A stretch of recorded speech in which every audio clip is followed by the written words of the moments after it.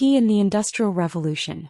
A Cambridge professor says that a change in drinking habits was the reason for the Industrial Revolution in Britain. Anjana Ahuja reports. Alan McFarlane, professor of anthropological science at King's College, Cambridge, has, like other historians, spent decades wrestling with the enigma of the Industrial Revolution. Why did this particular Big Bang, the world-changing birth of industry, happen in Britain, and why did it strike at the end of the 18th century?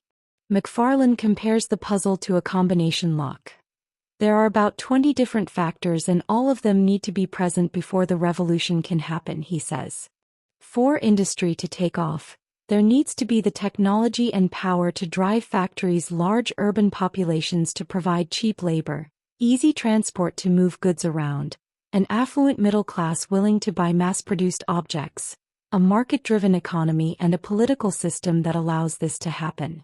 While this was the case for England, other nations such as Japan, the Netherlands, and France also met some of these criteria but were not industrializing. All these factors must have been necessary but not sufficient to cause the revolution, says McFarlane. After all, Holland had everything except coal, while China also had many of these factors. Most historians are convinced there are one or two missing factors that you need to open the lock. The missing factors, he proposes, are to be found in almost every kitchen cupboard. Tea and beer, two of the nation's favorite drinks, fueled the revolution. The antiseptic properties of tannin, active ingredient in tea, and of hops in beer, plus the fact that both are made with boiled water, allowed urban communities to flourish at close quarters without succumbing to waterborne diseases such as dysentery. The theory sounds eccentric, but once he starts to explain the detective work that went into his deduction, the skepticism gives way to wary admiration. McFarlane's case has been strengthened by support from notable quarters. Roy Porter, the distinguished medical historian, recently wrote a favorable appraisal of his research. McFarlane had wondered for a long time how the Industrial Revolution came about. Historians had alighted on one interesting factor around the mid-18th century that required explanation. Between about 1650 and 1740, the population in Britain was static. But then there was a burst in population growth. McFarlane says, the infant mortality rate halved in the space of 20 years, and this happened in both rural areas and cities and across all classes. People suggested 4 possible causes.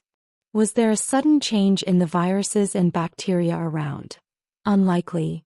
Was there a revolution in medical science? But this was a century before Lister's revolution /*. Was there a change in environmental conditions?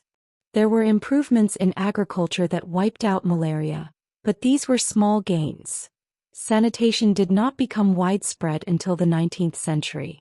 The only option left is food. But the height and weight statistics show a decline. So the food must have got worse. Efforts to explain this sudden reduction in child deaths appeared to draw a blank. This population burst seemed to happen at just the right time to provide labor for the Industrial Revolution. When you start moving towards an Industrial Revolution, it is economically efficient to have people living close together, says McFarlane. But then you get disease, particularly from human waste. Some digging around in historical records revealed that there was a change in the incidence of waterborne disease at that time, especially dysentery. McFarlane deduced that whatever the British were drinking must have been important in regulating disease. He says, we drank beer. For a long time the English were protected by the strong antibacterial agent in hops, which were added to help preserve the beer. But in the late 17th century a tax was introduced on malt, the basic ingredient of beer. The poor turned to water and gin, and in the 1720s the mortality rate began to rise again. Then it suddenly dropped again. What caused this?